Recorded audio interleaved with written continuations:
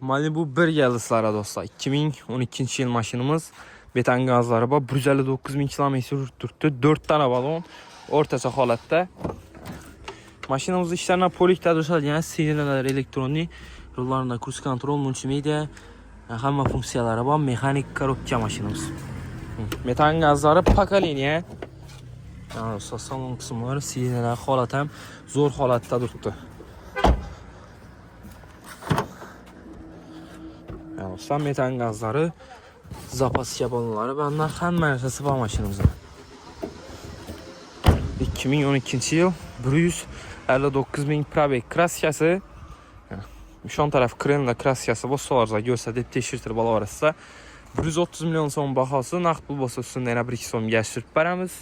35 milyon son bilən avtokritya çıxadı. Pilus Natariskay klasla 5 milyon 300 min sondan 3 yıla aylık tolov. Maşinamız Koşşipir avtomarketdə satıva qoyuldu. Gəlib xarid qıla orası.